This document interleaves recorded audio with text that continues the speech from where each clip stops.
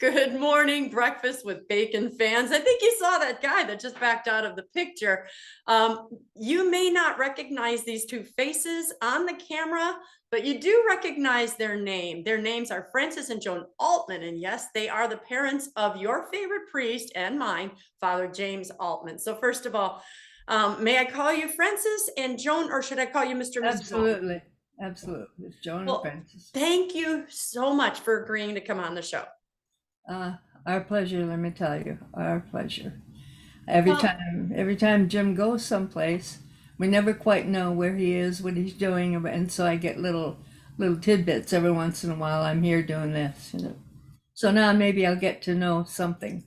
Well, I've had him on my show 3 times, and they are my 3 highest rated shows. So, what your son has to say is received. People, as he's probably said to you, we feel as if we've been fed, and we love his character and his integrity. And the reason I wanted to interview you guys is I figured that doesn't come far. The apple doesn't fall far from the tree. So, you know, you guys, in my opinion, I wanted to get to know because I'm thinking you can't have a holy priest without holy parents. Is that true? Well, it depends on who you talk to and when. Yes, we are. Yes, raised Catholic. Francis was ordained, not ordained, converted after we got married. So he's a conversion Catholic, and he's more serious about it mostly than I am sometimes. Wow. You know. Well, can I Yeah, start with asking you what year you guys were married? 1953, December 29th, 1953. So you're coming up on your 68, I think, or 68th, I yeah, gave up counting. 69th. It's actually Yeah, going to be your 69th anniversary. Next year will be your 70th. yeah, yeah. So, as much as I joked before we went on the air about your son, I also told you I was very interested in this because I have written a book about marriage and I save marriages for a living. Of course, not me, but God through Right, me. right. And whenever I see a couple like yours that has made it through the test of time, I always want to know what is the secret. So, can you just tell me a little bit first, either one of you, how you guys met? If you want the real story, it I could be. want the real story. Okay, I was out with a bunch of our high school friends, or after high school, in 19, 20 years. We were all out at this little roadside tavern, and we were dancing. We would go there to dance, right? Right? So while we were there, this bunch of guys had come in, and they all got up and danced, and Junior was sitting. I call him Junior. Mostly I call him Dad. He was sitting across from me by himself. And I felt so sorry. I thought, boy, that's not good. So I got up and walked across the floor and said, come and dance with me. And we've danced ever since. Yeah. Wow. Yeah. What were your thoughts about that, Francis, when you see this gorgeous girl coming towards you? Yes, that's about what happened. And when I saw her, I thought she was the best of the lot, and she ended up. That's what it was. Yeah. Did either of you think it was love at first sight, or did you just think you were nice people? When did you realize you loved each other? Oh my gosh, it wasn't long because he's never said, he doesn't talk very much on that kind of stuff. He just is. But I remember thinking about him. Another girlfriend of mine had dated him before me, and because he lived 25 miles away. And I used to say, why are you dating somebody from way up there? Why right here now in hometown? Anyway, so after that night at the dance, at the time after I was working for a doctor in daytime, and at night I would sell tickets at the theater. And here he comes with two of the buddies that I already knew. And they said, well, we'll be back to watch the movie with you. Next movie. Said, okay. So the friends stayed off someplace at a restaurant or a bar, I have no idea. But anyway, he's the only one that came back, and we watched the movie. And then from there, we went to the local dancing place. And since then, it's been right there. Wow. How many years was that before you married? It was about quite close to 2. I got married, I was 21. He was 23, almost 23. So in 1953, you were practically a spinster at 21, right? Well, yeah, exactly. Well, he was on the boat and sailed all his life, from 18 on. And so we would have the period of 2 to 3 months where every night we would go out. And then he would go back on the boat for 8, 7, 8, 9 months, depending on the steel. And then he'd be back in the fall. So it was kind of a up and down, loving him, but hating that he was gone, wanting him back. I'm a Navy wife. My husband did 20 years in the Navy. So I understand exactly what you're saying. He was 47 years on the boat. The Merchant Marines, was it? Francis, what was it that you were in? Yeah, it was on Great Lakes shipping. From U.S. And Steel. we hauled bulk materials, mostly iron ore. Okay. And I started out on smaller ships, 500-600 foot length. When I retired, I was on a ship that was 1,000 foot long, 105 foot wide. I can't even, today it almost seems unbelievable. You'd have that huge a ship in rivers in ports on the Great Lakes, but we did it. Did you enjoy that? Pardon? Did you enjoy your job on the ship? On the Oh, boat? yes. I got to be all the way through. I moved up to the ranks, but when I got to be captain, I really enjoyed it, especially when I got on that 1,000-footer. Yeah. It was. He became the Commodore as just before he left. Nice. And I was treated very good while I was working. I can't look back, I can hardly believe it. But I really had a successful career. God bless you. So while you were working, you guys had your children, right? You have 3 children? Is it? 4. Boy, girl. And how Jim long? is 3. Excuse me? Jim is number 3. He's number 3 in the lineup. in the lineup. So when did you start having children right away? Because I'm leaning towards, again, as a Navy wife, and then you're home with children and your husband's out to sea. It's challenging. Did you have your children as soon as you were married? Oh, well, yes. I wanted 12 children. God only have 4 because he knew I couldn't take any more than that. Especially if one of them was Father James Altman, right? Exactly. Yeah, I will talk about that.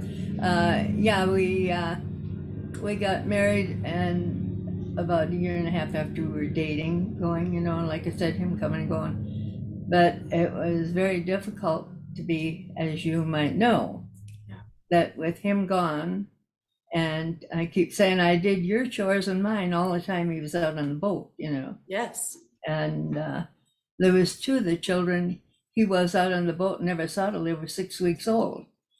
So that was the life. Mm-hmm. But it was good. I guess sometimes you have 2 strong personalities there. Each one has their own opinion. And so the thing of it is, we've been working through and never winning the score, but he has his idea and I have mine. And so we just clash on it, and then we go right back to, okay, we got that taken care of, So yeah, it is. I keep saying that if we had lived together for 10 years straight, no separation, I don't know if we'd be together because of the strong wills, so here we are. I always joke with my husband that I can cash in on the death to us part clause if he really gets on my nerves. I'm like, don't make me do that. Mhm. So So, well, you actually led into one of my questions because I interviewed for my book was called The Super Couple, a formula for extreme happiness in marriage.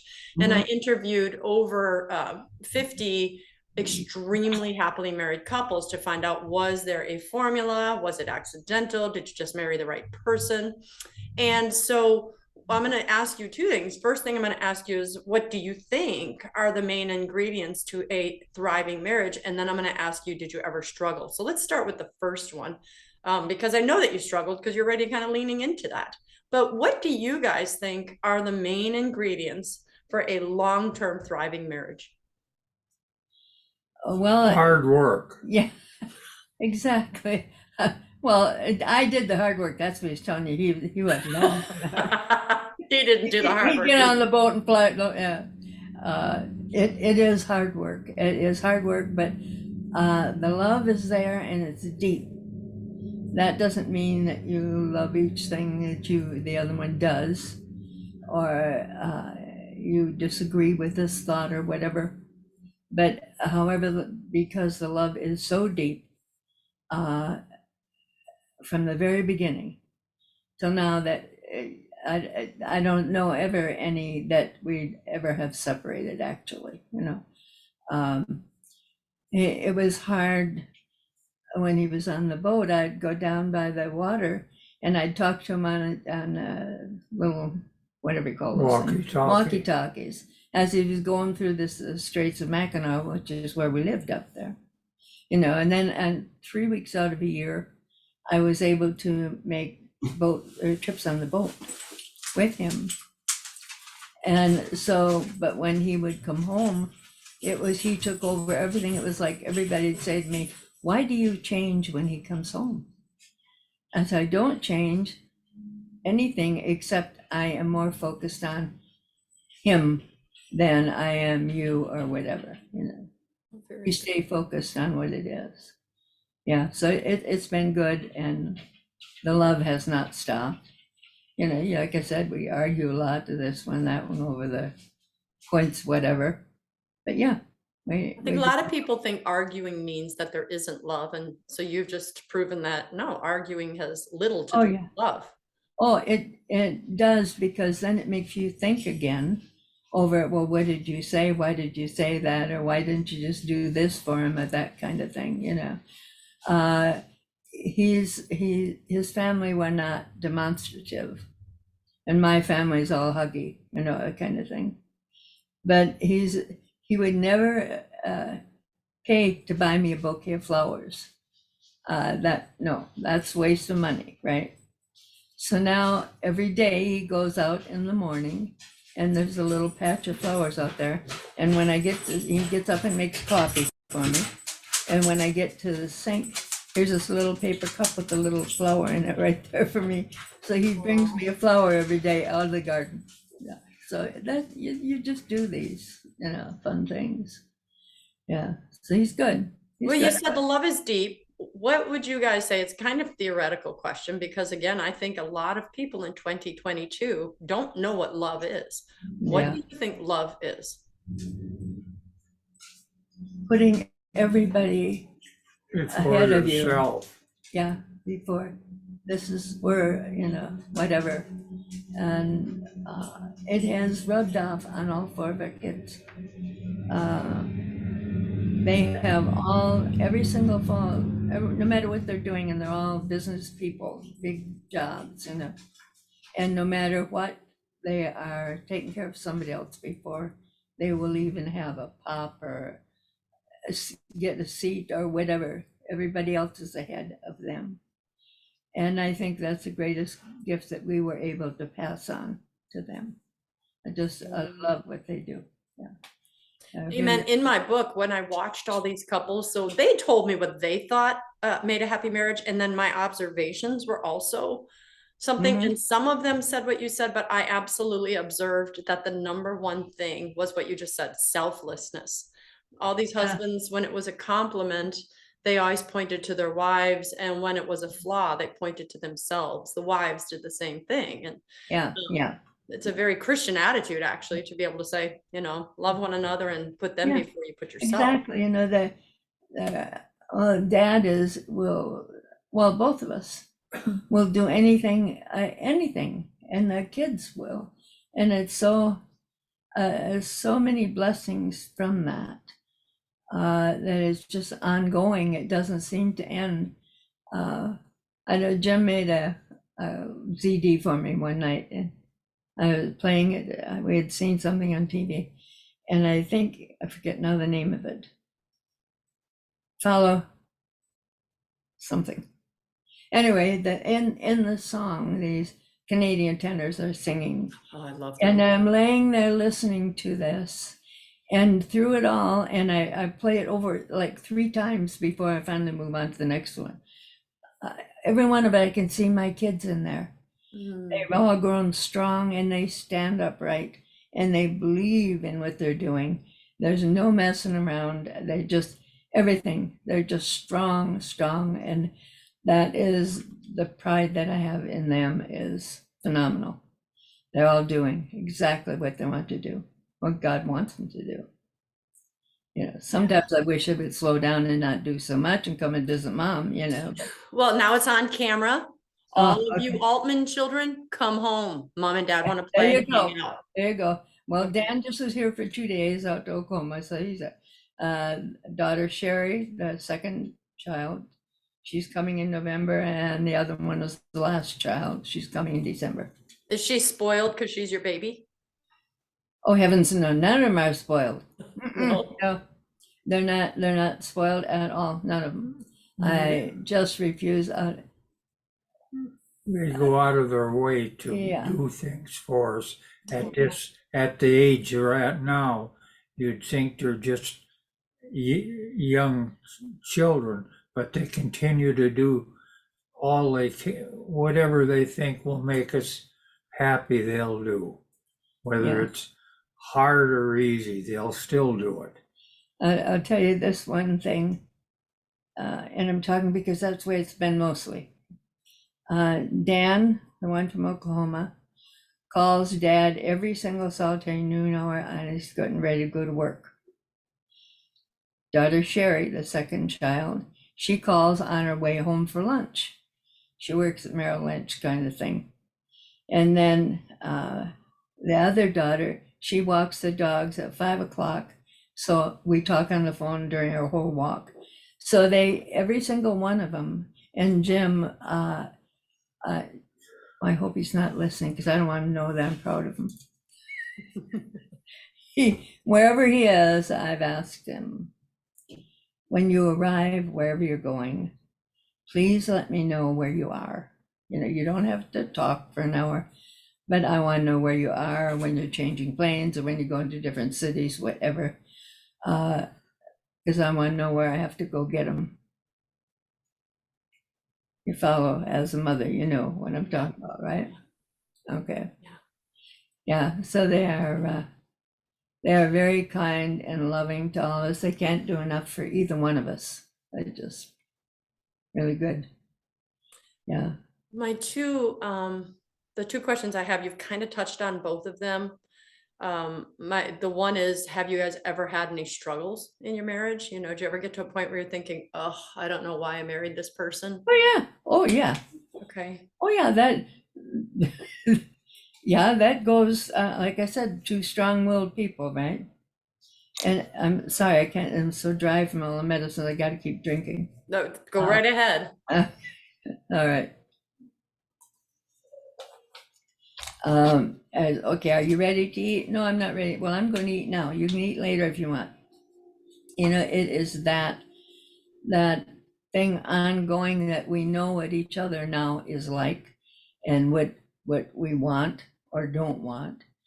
But that didn't occur overnight. That was through the years where you build that up. Right. You get over there and just leave me alone. I don't even want to see you, just, that kind of thing. And that's total honesty that I'm telling you. I was the mouthier one. He was not. Once in a while, he got a little upset. Feisty. Yeah. So that's the maleness coming out, right? Yeah. Anyway, so yeah, it's been a long road. We've had a lot of problems. we moved. Oh my goodness, I can't tell you how many places we have moved. We settled for quite some time in Toledo. Whoa. Oh, is that Griffin? No, the guy blowing the leaves away from the window. Oh, okay. Hopefully he doesn't stay there too long, but We lived in Toledo, and then we moved back to St. Ignace, and then we moved to Sault Ste. Marie. And then we came to the Rapids. Then we went for 4 years to La Crosse, and now we're back in Rapids again. So, I mean, used to moving and leaving stuff and picking up the next when he retired and when Jim became a priest. We wanted to be as much a part of that as we possibly could be. And sometimes it gets scary for worrying about him. But we have been moving all over the place and trying to pick up where we left off again, starting over. It's been a struggle at different times. But if you love somebody, if you really love somebody, the struggle, you don't care. You wish it would have all cake and ice cream, but it's not. right. No, and if you think it's going to be like that, you may as well don't even get married, because it's not like that. I know kind of sainthood it takes to live that way. But again, we had, like I said, the strong wills that each of us have. Francis, did you ever think about, oh, why did I marry? This is too hard, or was it different for you? Like, nope, it's You tough. tell the truth. Tell the truth. You got a priest behind you. Oh, is he here? No, but he's, Oh, he's listening in? No, Oh, he's No, not. we, right from when we first got married, we did run into all kind of obstacles, but we overcome them. We're only married I don't know, a few years, and I got inducted into the military and had to go away to California in the Mojave Desert. Well, she didn't even hesitate. She came not with me, but together she made it out there. And we lived out in the Mojave Desert for 2 years while I was in. And it just one thing after the other. And it just seemed so easy to do. It was hard, but it seemed easy. yeah. And when I look back, I don't think I wouldn't attempt it today, the things we done. Yeah. But God gave you the grace. Yeah, exactly. Without that, we would nothing. Yeah, it's amazing. Go ahead. I'm sorry. I was just saying, it's amazing what the blessings he has given us, Because my next question was actually, and you've answered it, but I had it written down, and I just want to make sure it was completely answered fully. And the question I had written was, how much a part of your marriage and life was God? I know you said that Francis converted into the faith. Did he do that just for you? Was your faith super strong? Did you pray together as a family? Kind of, how was God a part of your marriage and family? 100%. He was there, but we didn't have like the normal kind of that people today that and as here in the family. Whatever, we're at mass together all the time. The day that we got married, and it was like after that he turned Catholic, but he was at mass every single time we went, and it was like when he was home, and you'd never know he wasn't Catholic. You wouldn't go to communion, but he was there. And a couple times, just a little side thing here, he had to take Jim out a couple times to the car to straighten him out, because Just Jim, not the other ones? just Jim. That explains a lot. Oh, yeah. Anyway, it was always part of my family because of my grandma and my aunts and my mom, both sides of the family. It was, everything had to be church and everything, But I will say this, I'm thinking maybe Jim mentioned it. We all made the Cursillo. Do you know what that is? I made my Cursillo in October of 1995. Sat at the table of St. Anne. Love it. My brother did first, and he came home and he got 22 to go to the Cursillo. So all but one of my children made the Cursillo. And when he went, our priest let me get, they were supposed to take the husband first and the woman second. Right. Well, because he was on the vote and he wasn't Catholic at that point. And he said, Joan, I'm going to let you go first, and then Francis can go. So we did that, and then I went to the last part of it on the day it was over to pick him up. And the first thing he said to me is, now I have to go all the way. And we got home and he went and he was turned Catholic right then and there. That's the power of the Cursillo and the prayers that are said for you, along with the ones that you're saying, it's power, that. Yeah. That is so good to know. I did not know that you had major Cursillo. Anybody who's watching, if you have not attended a Cursillo retreat, Cursillo, Cursillo is short for, it's Spanish for a short course in Christ. Yes. It is the most powerful weekend of your life. I remember when I came back and we used to have meetings at the house, the ones that went with family. And one time I walked in the living room and Jim said, I want what you got. And he went. And he's bypassed us by tons. Because that was before he was a priest? Mm-hmm. Mm-hmm. Yeah. So I want to ask if there's any piece of advice, and I want each of you to answer individually, any piece of advice you would give to a young couple who is either married or considering marriage today, what would it be? For me, it would be, you talk with your priest, number one, because he's going to tell you what and what not to do and how to do it and so on. You talk with your priest, but before you make sure. Now, I'm sure my kids have heard this. And I kid you not when I'm telling you this, I had 17 proposals to marry. Wow. And I turned them all down, every single one of them, until I got to him. And when I got to him, he was a gentleman, 1,000%. When we'd go out, he'd have a drink or two, but no drinking, no swearing. And he was just absolute everything that I ever wanted. I felt so safe with him. And I just knew, there wasn't any question. I knew.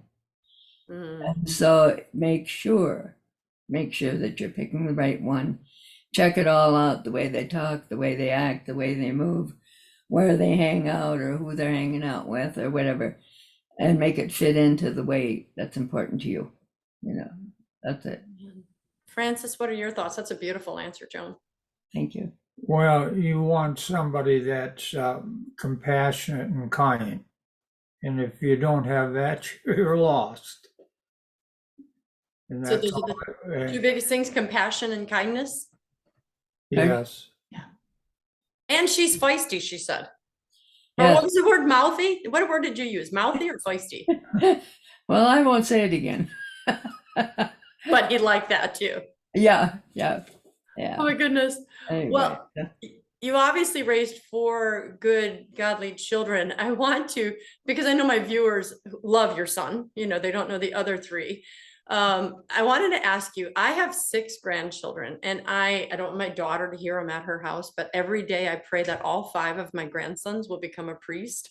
Now, if I can get at least one, I will be thrilled. Yes. But did you ever pray that you would have a son for a priest, or was that not on your radar? No, well, I never thought about it. I knew they were all good Catholics, but I didn't know that was even in the, but after he made the Cursillo and he started going down to chapel in the middle of the night praying, something is up here, but I never said anything, because if you say something, you might twist it around the way that they don't want to hear, Right. Anyway, so the thing with each one of them I had rules, and I had to keep the rules when Dad was gone because I was the only one. And I'm going to tell you, I don't know how long time ago, but I'm going to tell you this anyway. I went to a priest when Jim was born, and I said, you know, Dad is on the boat. What am I going to do? I'm so scared all the time. If something happens to me, what's going to happen to them? I leave them behind. And that was my true feeling. And he sat down and he looked at me and he said, Joni, you give your kids, no matter how many, everything you got. And I'm not talking money. Everything you are, everything you got, you give it to them. And when they're 16, shut your mouth, because they're not going to listen to you anyway. Very good. Well, now, this absolutely, it is. And they, yeah, so and Jim, you asked me earlier, he was the one that loved to get into a mischief and not do anything harm or me. No. Yeah, the kids would say if Dad and I were going shopping, take Jim with you, you know, so we can play our game. You know, just a sweetheart. But because of how his activity at home, never mean, never mean, ever. Because of the activity at home with him, I'd go to school to talk to all the teachers, all four of them in the Catholic school in Toledo. And I'd leave Jim till last. Oh my gosh, what am I going to hear when I go there? So I go to everyone, and then okay, I got to go. Got to get prayed up, right? I went in there, and the nun said, he is the best child in this entire room. Wow. He is absolutely fabulous. And he just kept on going. I said, are you talking about Jimmy Altman? You know, she absolutely, yes, he's the best, the smartest, and good kid. So I had that all the way through. And I'm going to eat a cough drop here. But he did get a little cranky every once in a while, and I'd have to straighten him out. And I'll tell you why when I say cranky, not. You used to be able to watch TV every Saturday morning. Right. That's the only time I allowed that. And they were all lined up. I was in the kitchen. They were all lined up in a semicircle around the TV, sitting on the floor. And I could hear commotion going on in there. Yeah. And Jim was aggravating the others. They were really listening. He wasn't. I got to eat the cough drop. Anyway, after a while, Jim, stop now. Just behave. Sit down. Be quiet. Okay, Mom. Okay. And then pinching him or tickling him or doing something, you know. So it got to a point where I hope he's not listening, but this is truth. I got up and I said, okay, you're not watching TV. Get up and you stand, put your nose in that corner, and you're going to stand there so the other kids can see that program because they wanted to see it. So he got up, no problem whatsoever, stood in the corner, and I went back to washing dishes, and he called out and said, it's okay, Mom, because I've seen this before.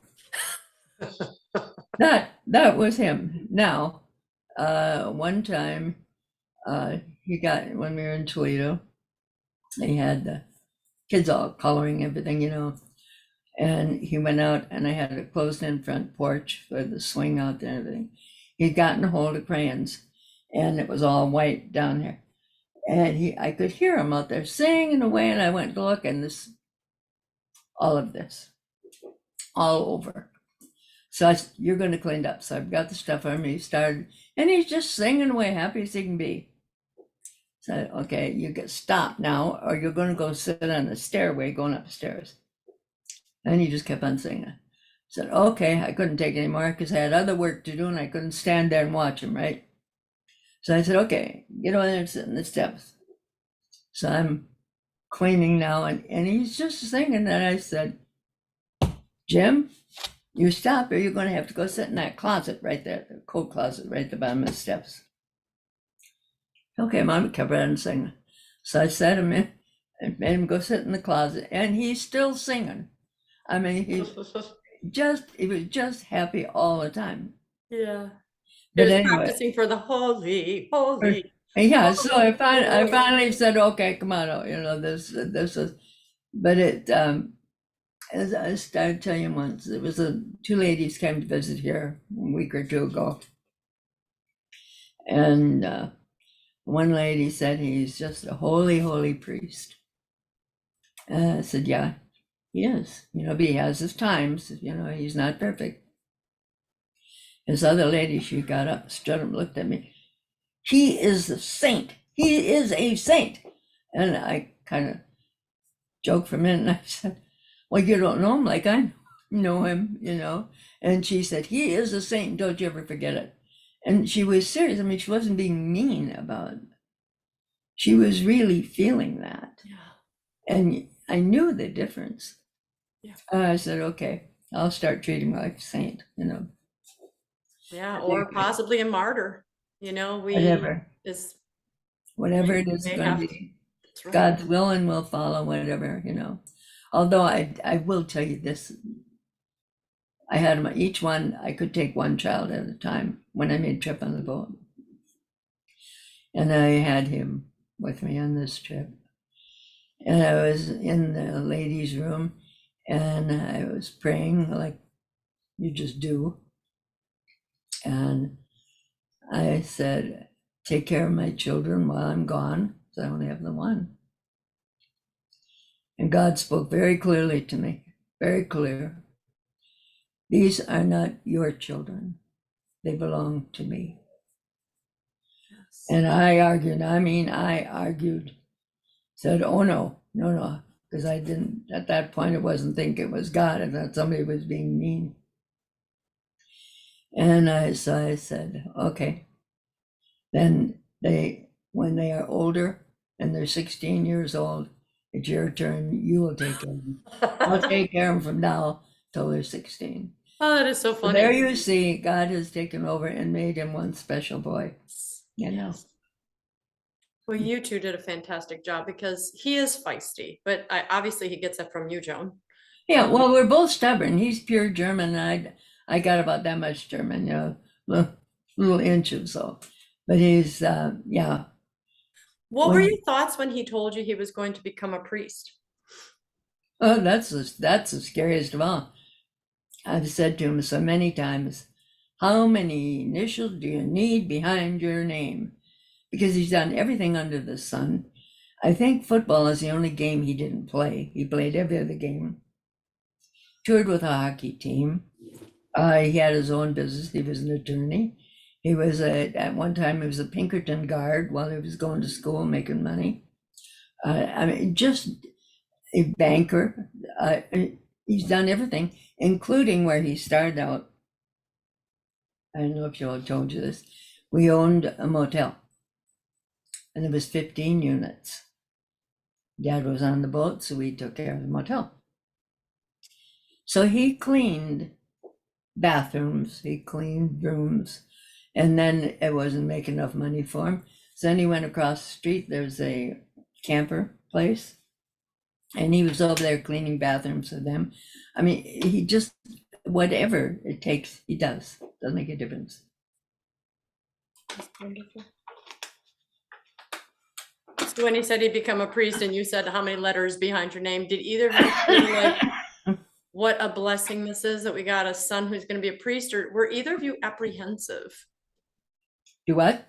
I said, you made your joke about how many letters do you need behind your name, and I don't know if that was a joke or if you were serious, but was either of you like, what a blessing that is from God, or were either of you a little bit apprehensive?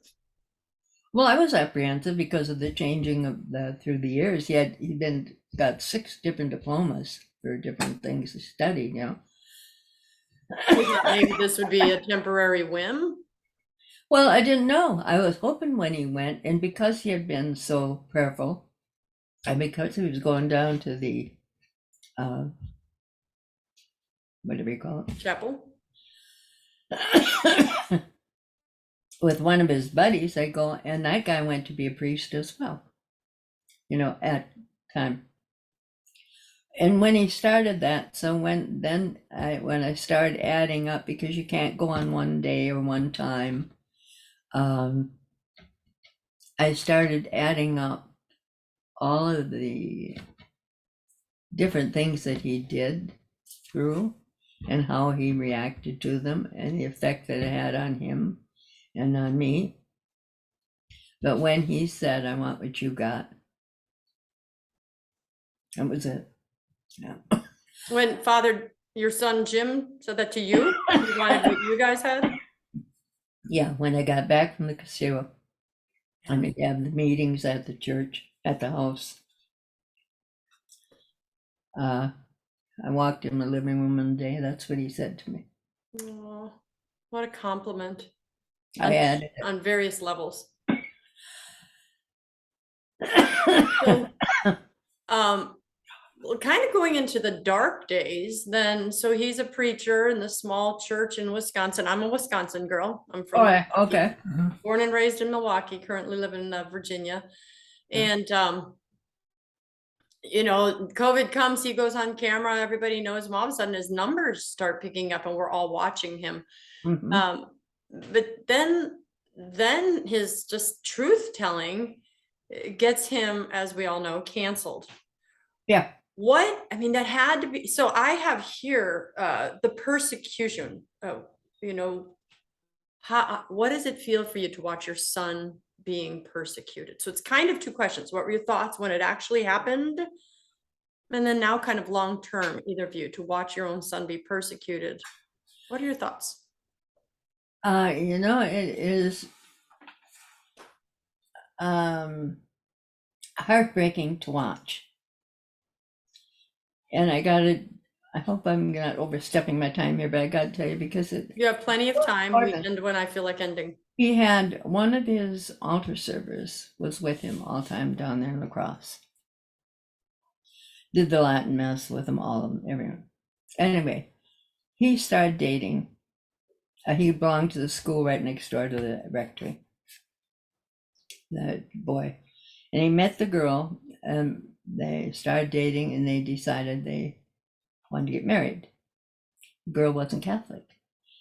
So Jim took care of them the whole time, kept on training with them, talking to them and bringing them up.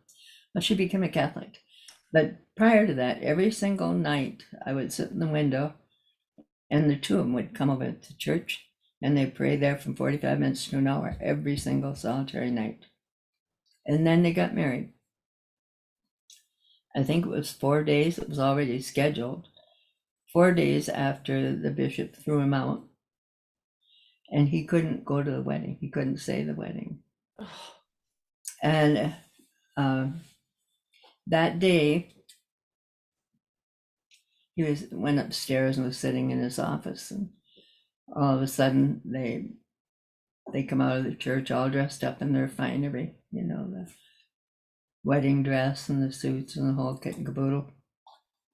And they were standing outside there, and Jim thought, to heck with it, I'm going down.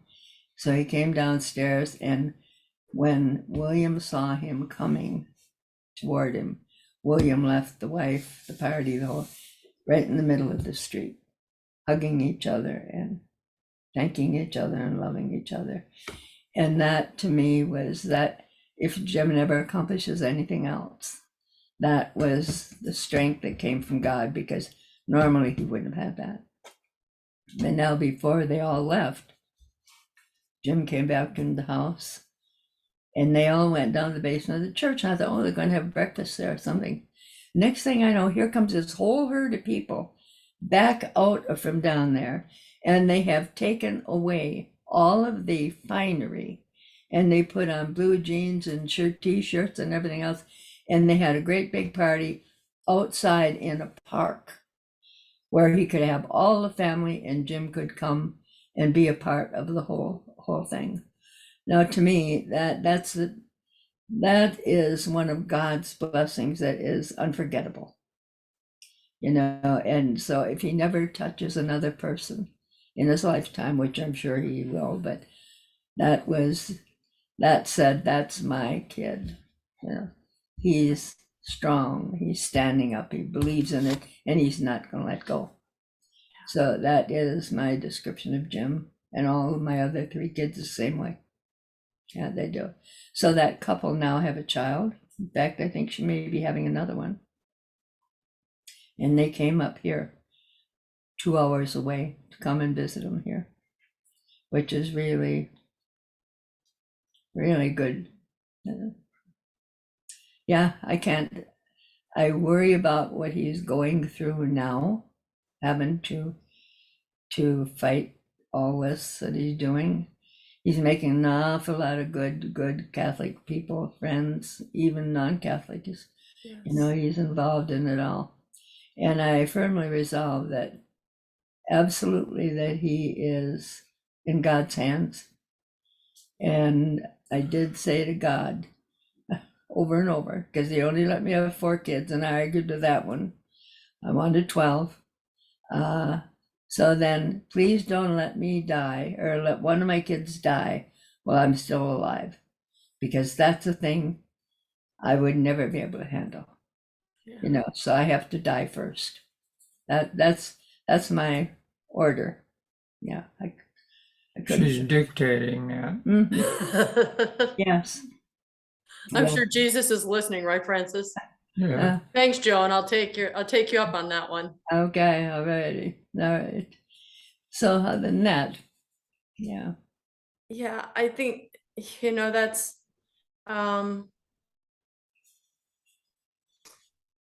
so many people think he's famous, and except for, of course, the bishops who think Oh, he's yeah. notorious, right? Yeah, oh yeah. Does that bother you?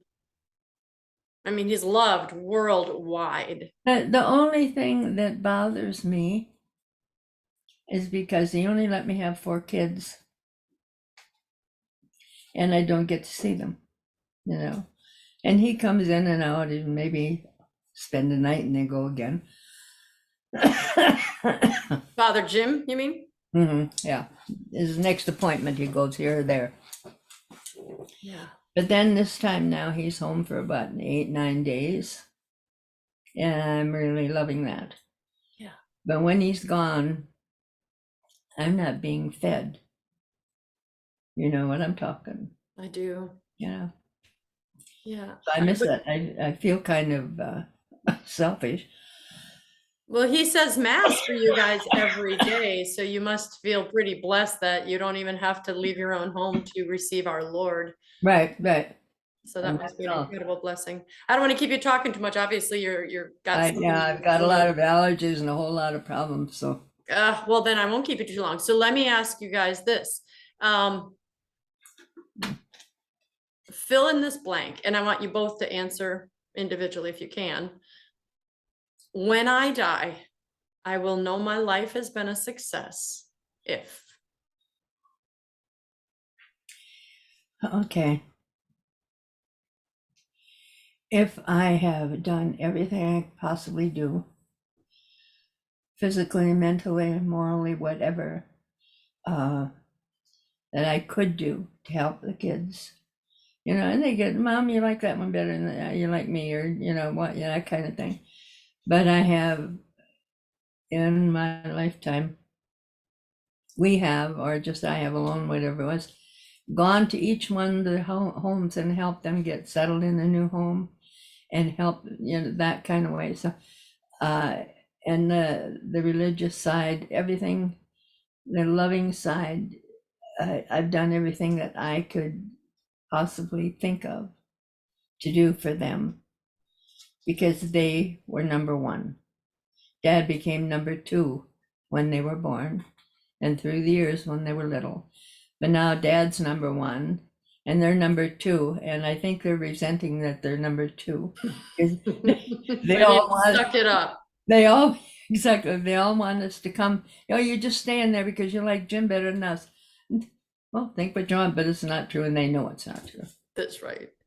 So yeah, I feel that I have done everything I possibly could as a mother, as a wife. As ornery as what I get, you know, but I have done what I could do. Oh, that's beautiful. Francis, what about you? I will know my life has been a success if. Well, I look at the four children we've got, and I couldn't have I couldn't have wished them to turn out as well as they have. They've turned out better than I thought. All of them. They're just absolutely. So I'm so thankful the way we never had a problem with them, and they've been so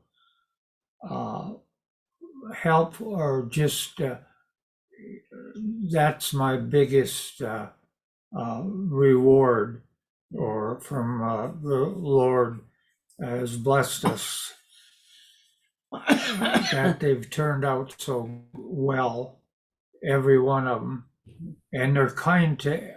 And the thing of it is, every one of them is kind to their people that they associate with.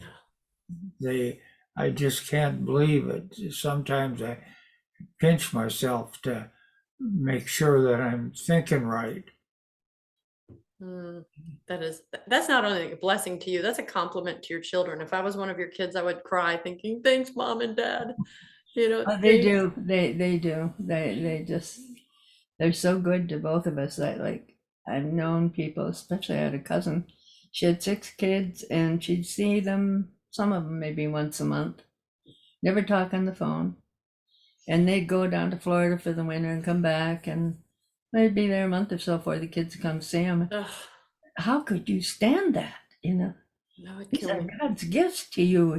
That, wow, the love that comes from them to me it's God's love. It is God's love, and totally undeserving lot on my part, because it was like making them sit on the steps and go to the corner. That's right. Sister Emily used to do that in Catholic school. She drew a chalk circle and you'd stick your nose in it and Oh, stand. really? Oh yeah, she drew it Okay. right on the chalkboard and you'd have to stand there Oh, with okay. your Well, I nose. must learn. Well, I didn't have her. For a non teacher, but we had one that was called Mother Blondina, and she was about 6'10", I think, and probably about 500 pounds. Big, big nun. And when they'd come from their house, The convent. yeah, and they had a transom that they walked across into the school. And when you'd hear that door open and that first step on the floor, everybody just froze. So you knew better. You had to behave. She was there. She probably had a board of education too, just like Sister. Well, she did. She hid it, didn't her? Yeah. And then I had one sweet one, Mother Catherine, that she taught me for the first communion time, and taught me English all the way through high school for 4 years. You have them both. You have all different kinds. I have nothing but the best memories of the nuns, and I feel so bad for any child who No. doesn't go to Catholic school, who doesn't get a nun, because they're just, to me, it was Yeah. just a beautiful thing. I've found different times where we've gone to mass, there's a nun in the congregation. Yeah.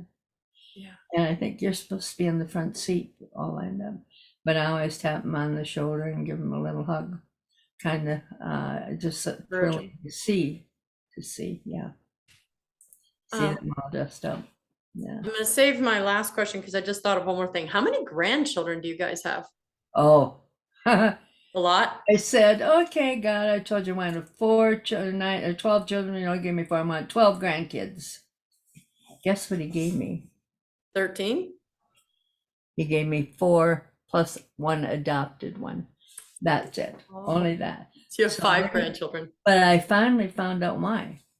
Because you're feisty, and Jesus was tired of you telling him what to do. That's right. But so what he did is he's now given me the strength. When I see a baby, I gotta hold that baby. I love all babies now, so. I don't love the ones that are crying. I just love the other ones. Oh, I don't make any of those. They need somebody to cuddle them, they need, yeah. Oh, well, I always end my show asking this one last question. So you both answer individually. Name one thing you would have our listeners do differently. as a result of something they heard today. Let's give them something constructive and practical to change in their lives. One thing they should do differently. And I don't care who goes first. Okay, well, this is one. Now they got the hand little things punching buttons all the time with the television. I saw that the kids were so involved in that. So I took the TV away. Now this is when Dad was on the boat. I took the TV away and I put it up in my bedroom. And if there was a Disneyland something or something special, very Sound of Music, whatever, a good, Wholesome. okay, you can all come up my bedroom, but one of you has to make treats. So whenever that was on, they'd all curl up on my bed, and the one that was going to make treats, they go down and made their own, whatever they wanted to do. And sometimes I got up and stepped in a piece of pizza beside my bed, you know. Who That was cares? probably Jim. No, I think it was Dan that time. But yeah, those were special times Yeah, without Dad, without anybody else. And we'd sit there and we'd laugh and we'd giggle and have the treats. And if it's spilled all over, who cares? And I cleaned up next day, you know. So spend that one special time. Make sure you do that, you know, because it is. It's in my heart. I can see it and feel it even yet. Yeah. It's so fleeting, isn't it, Joan? Yeah. Oh, it goes by way too fast. Yep. Yeah. I'd love to have them all back in the crib at home again. Tell you the I truth. don't want mine in the crib, but I sure would love to Oh. have them home. Christmas is awesome when all my children come. I only have 2 children, but God blessed me with 6 grandchildren. So, Wow. Wow. and I Nice. don't deserve it. My husband and I, we contracepted. We didn't do things the way God wanted us to do. We took control of our own lives, and years later, we Yeah. confessed and we apologized, and we wish that Yeah. we had all the children God had intended for us. So Yeah. He's redeemed us, and I could just cry because 6 grandchildren out of 2 daughters is a greater blessing than Yeah. I deserve. Greater than I Yeah. deserve. Yeah. Well, we have 2 of them up Portland, Oregon, which we don't see. We haven't seen them for years. They've moved out there.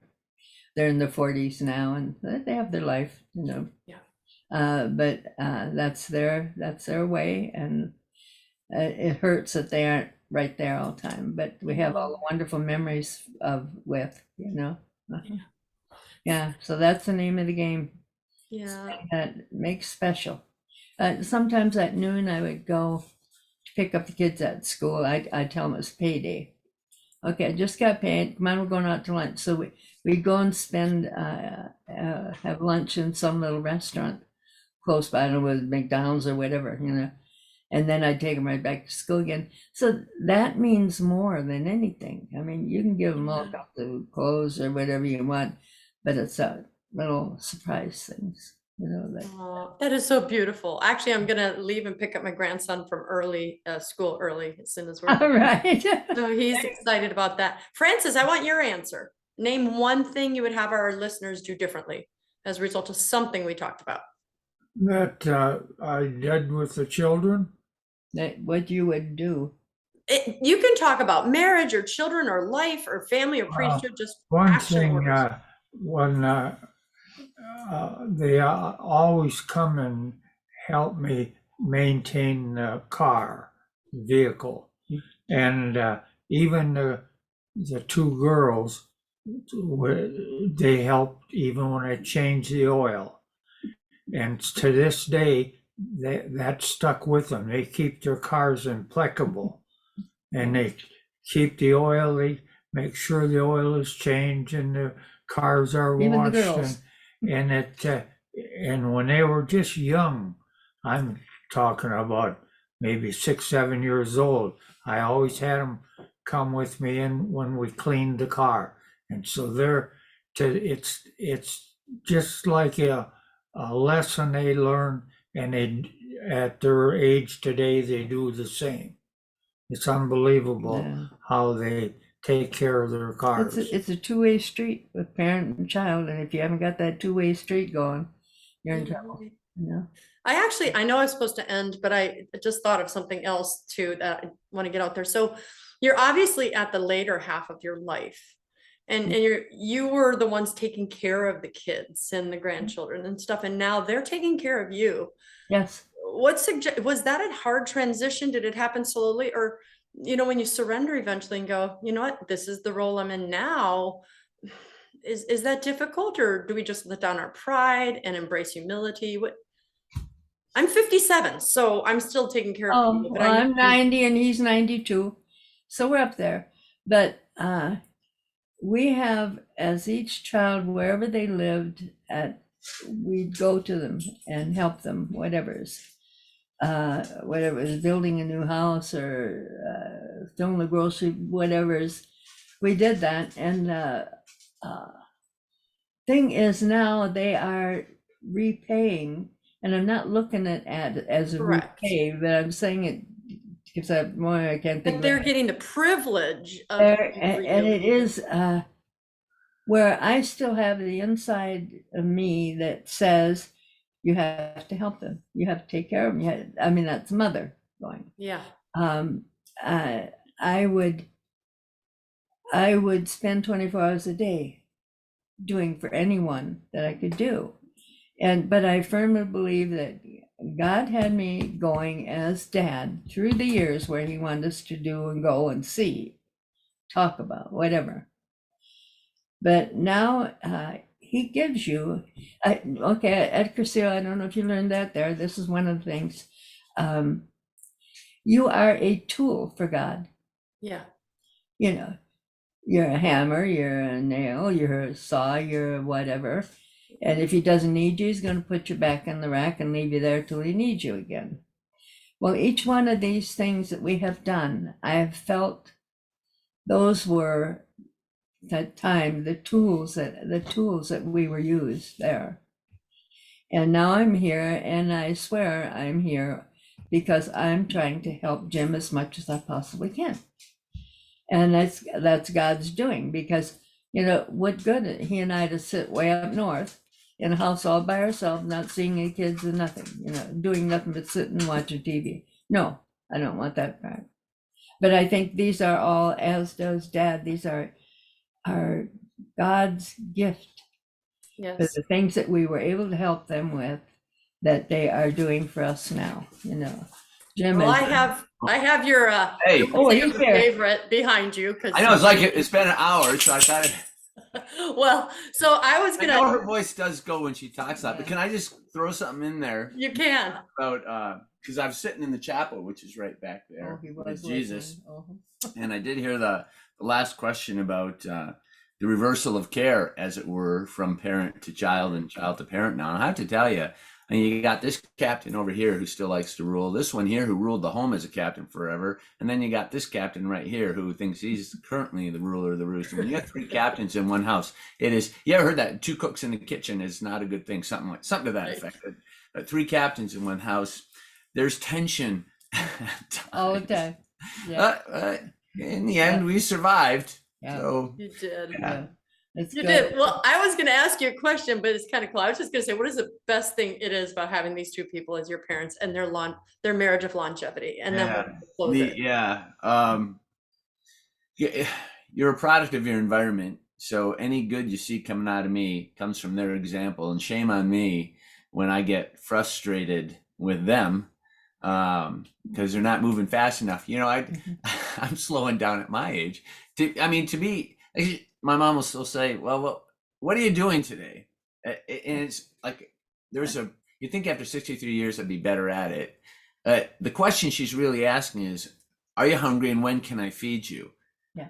But she says it this way, well, what are you doing today? And I'm thinking, by the time I get done explaining it to you, you're using up valuable time, and I've got things to do. And I'm hungry. And, yeah. So, and say for him, if I disrespect them, if I burn in hell, I say that a lot.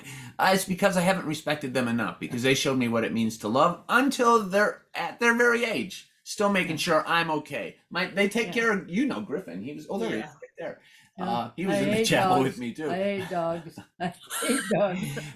They take care of them when I'm gone. I couldn't do what I do but for them. So I think that's a lesson to every parent. I know I had an aunt and uncle that once kid hit 18, out the door they had to go. Yeah. And I'm thinking, well, I have a foundation that I have because they would they would never kick me out. I wouldn't kick them out. Why? Well, how could you even? I can't even think in those terms. Right. So I guess an example of what family's supposed to be. But you know who taught me this too was when I was in Fatima. Armando, who owns a hotel there, and the bishop comes to celebrate mass in his home once a week. We went into Francisco and Jacinta's house. Oh, It's you have to duck down because they didn't have good nutrition in those days, and right. And they weren't 6'3", right? they were. So we walked into the house, and right there's the bed, literally, that Francisco died in, and then you walk through this other room, and then there's a living room there. I guess I'll call it a living room, but it had a big fireplace where you could keep warm in the cold Portuguese winters. All of a sudden, so I'm with two other priests, right, from America, two Monsignors from my diocese. Armando whips around and he said, "This is what's wrong with the world today." And I'm thinking, well, okay, I wasn't expecting to hear a lesson, but okay. And he said, in their day, there's no such thing as every kid having their own computer in their own room or their own cell phone or something like that. And every single night, he said, the family gathered together in this one room and they live like family. And that's what's wrong with the world today, is everybody goes their own separate way. And I thought, right there in Fatima, you understand when our Blessed Mother said that in Fatima, the attack is Final on battle. faith and family. There it is. He explained it in one sentence. This is what's wrong with the world today. Yeah. So I'm blessed because any goodness you see in me is because I had what was right in God's plan for family to be. Holy parents. Yeah. By the way, and no daycare. And no such thing as daycare. I say that there's no substitute for mommy care, right? People get mad. They said I turned out okay. I said okay is not the standard. The standard is be the best that you can be, according to God's plan. So just turning out okay, you don't get kudos for that. It's anyway. Yeah. Well, you heard me talk about divorce, and we won't have a trajectory change here, but the kids are resilient. They shouldn't have to be. Yes, right. They should not have to be. Wasn't it you that said, don't put your cross on your kids to carry because they're resilient? You what you said out there in that, we were just out there, 2 weeks ago of that? Mm-hmm. And your talk was absolutely brilliant. I hope everybody, if they haven't, who are watching this, you tune into your talk because it was brilliant. I mean, I took notes. That's what you're supposed to do when you hear a good speaker. So there you go. Thank you. That was a brilliant point. I wrote it down. All right, I'm going to bail out of here. All right, well, let me see. We got to say Wait, goodbye first. All right, so here's how we're going to do it. Yes. All right, everybody here, go watch this show. I'm on Breakfast with Bacon. You're probably watching it on YouTube. You can watch it on Rumble. Go ahead and share it with your friends. I know it's going to be a big one because everyone wants to know, was Father James Altman really the first? This is a first. This is a first. Yeah. So I would be honored if you would like me and share this show with your friends. But Joan Francis, I am honored, I am humbled, and I will say prayers for you tonight because of the blessing that you have been not only to your children, but let me tell you this, when the two of you were raising your 4 children, little did you know that there'd be millions of us benefiting from what you gave to your son, because he is feeding us, and I praise God for you. And I thank you. Wow. Well, I thank you.